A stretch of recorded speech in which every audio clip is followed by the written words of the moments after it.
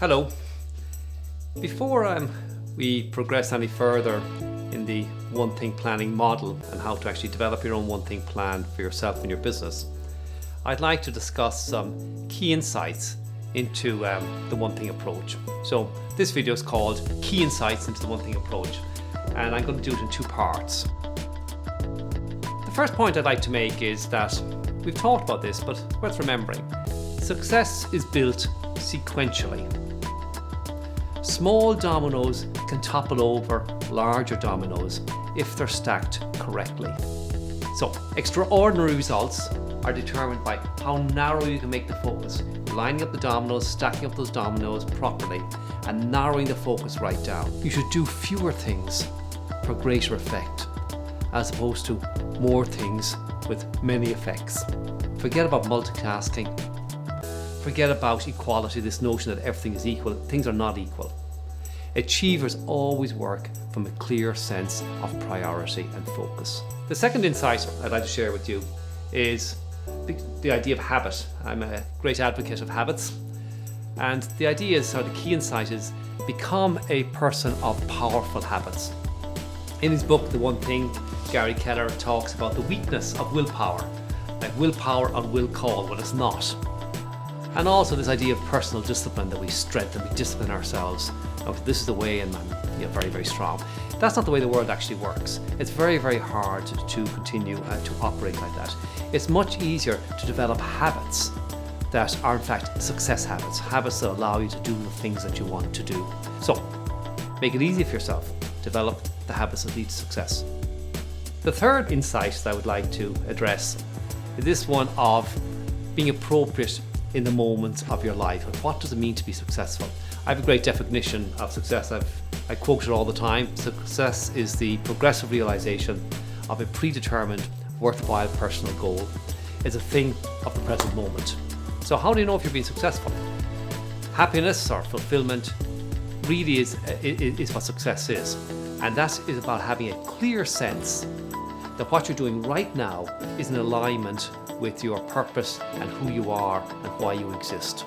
The fourth point I would like to make is the insight that how we phrase questions to ourselves and the answers that we get from those questions to a great extent determines what becomes of our life. A plan is a question. It's a way of asking a question of yourself. The secret of getting ahead is getting started on the things that matter. If you have a plan that asks a question of you every day, what's the one thing I can do such that by doing it, everything else is easier or even unnecessary? In the context of my life, my next 36 months, 12 months, 90 days, 30 days this week, then that kind of question begs an answer, and the answer shapes your life. And this leads me to the last insight I'd like to talk about in this video, and that's the idea of chunking. Most people don't chunk out their time. What they have is a whole series of activities, one flowing into another.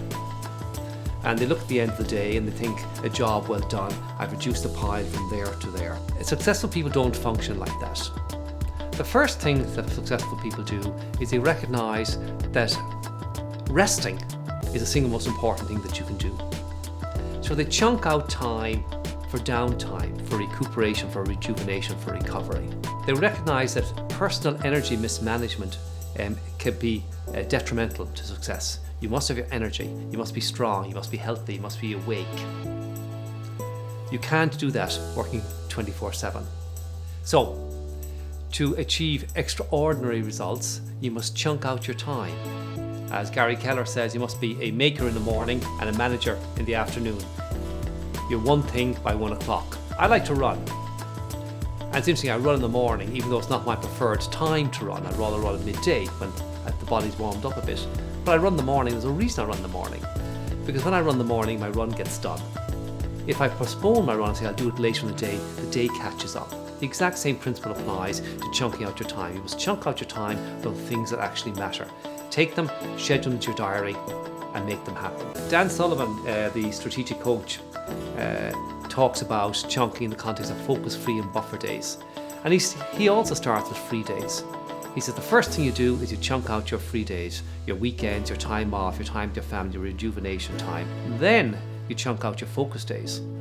And those are the days when you spend 80% of your time working on the highest return on investment time activities, your one thing activities. And the last time of day is a buffer day. It's a day where you sit back, you plan, you think, you clear your desk, and you make sure that your free days are free and your focus days are focused.